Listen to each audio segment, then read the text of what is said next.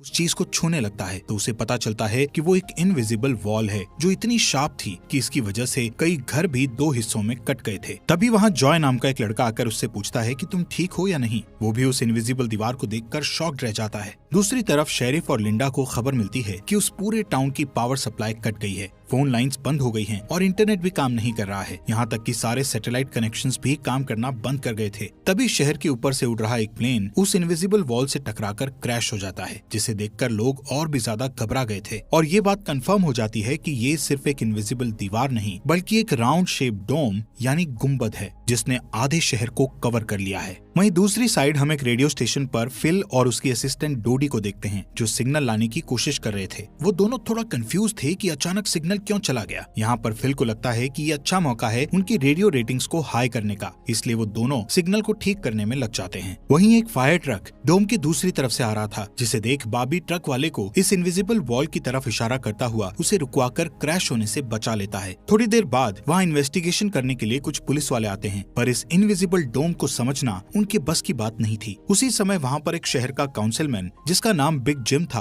वो भी पहुँच जाता है, लेकिन उसे भी इस डोम के बारे में कुछ भी समझ नहीं आता। यहाँ पर पुलिस को इन्फॉर्मेशन मिलती है कि उस शहर की तरफ आने वाले सभी रास्तों को बंद कर दिया गया है क्योंकि उस डोम की वजह से बहुत सारे एक्सीडेंट हो रहे हैं। इसके थोड़ी दूर घर पर जूनियर नाम का लड़का एंजी नाम की लड़की के साथ इंटीमेट हो रहा था। एंजी पेशे से नर्स थी और जो की बड़ी बहन भी थी। इंटीमेट होने के बाद जूनियर एंजी से कहता है कि मैं तुमसे बहुत प्यार करता हूँ, लेकिन एंजी उसे कहती है कि वो उसके लिए ऐसा कुछ फील नहीं करती। इससे जूनियर का दिल टूट जाता है और उन दोनों में बहस होने लगती है। यहाँ पर उनकी बहस इतनी बढ़ जाती है कि एंजी उसे थप्पड़ मारकर वहाँ से चली जाती है। इसके बाद हम 3 लोगों की फैमिली को देखते हैं जिसमें मदर कैरोलीन, एलिस और उन दोनों की बेटी नोरी उसी टाउन की तरफ जा रही थी। उन्हें इस बात की खबर नहीं थी कि डोम ने उस टाउन को कवर किया हुआ है। दूसरी तरफ हम जूलिया नाम की एक इन्वेस्टिगेटिव रिपोर्टर को देखते हैं जिसका चेस्टर्स मिल शहर में बहुत नाम था। एक दिन एक औरत उसे एक सीक्रेट खबर देने के लिए कॉल करती है। वो औरत उसे बताती है कि उसने उस वीक चेस्टर्स मिल में प्रोपेन से भरे 6 ट्रक को जाते हुए देखा है और उसके हिसाब से इतनी बड़ी क्वांटिटी में प्रोपेन जैसे फ्यूल का शहर में आना किसी खतरनाक प्लान का हिस्सा हो सकता है। जूलिया उस औरत को इस बारे में इन्वेस्टिगेशन करने का वादा करती है, पर वो अपने काम में ज्यादा बिजी होने के कारण उस पर ध्यान नहीं दे पाती। वहीं बिग जिम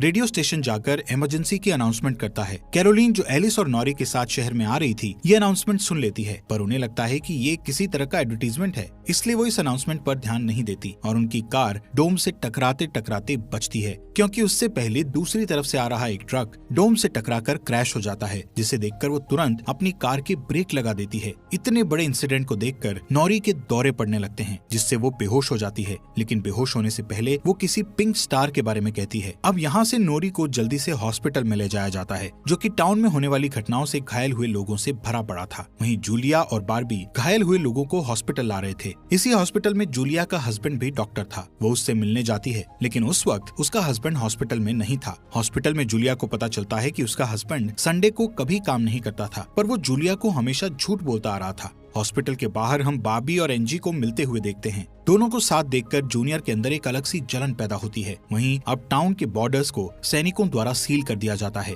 बहुत सारे साइंटिस्ट और एक्सपर्ट्स को भी इस अजीबोगरीब मुसीबत का असल कारण नहीं पता चलता, पर कुछ घंटों बाद बिग जिम प्रोपेन के बारे में बात करने के लिए शेरिफ से मिलता है। यहाँ पर उनकी बातों से हमें पता चलता है कि उनको इस डोम के बारे में पहले से थोड़ा बहुत पता था, पर वो इस पर खुलकर बात नहीं कर रहे थे। वहीं बॉबी को उस टाउन में एक दिन के लिए रुकना था, पर उसके पास ठहरने के लिए कोई जगह नहीं थी, इसलिए वो अपनी कार में ही रात बिताने का फैसला करता है। तभी जूनियर उसके पास आता है और उसे एंजी से दूर रहने को कहता है। धीरे धीरे उसकी बात धमकी में बदल जाती है। बॉबी हैरान होता है कि आखिर उसकी गलती क्या है। इसी बीच वहाँ जूलिया आ जाती है जिससे वो झगड़ना बंद कर देते हैं। यहाँ से सीन शिफ्ट होता है और हम देखते हैं कि टाउन के ऐसे हालात से लापरवाह होकर एक जगह कुछ टीनेजर्स पार्टी कर रहे थे। इनमें जॉय भी था। जॉय एक लड़के से वहाँ के हालात पर बात करने लगता है, लेकिन अचानक जॉय को दौरा पड़ने लगता है और वो पिंक स्टार के बारे में बोलने लगता है जैसे कि पहले नॉरी ने बोला था। वहीं जॉय की बहन एंजी घर पर अकेली होती है। तभी अचानक उसके घर में जूनियर घुसकर उसको किडनैप करके अपने फादर के टूटे फूटे शेल्टर में ले जाता है। यहाँ पर वो उसे बताता है कि मुझे पता है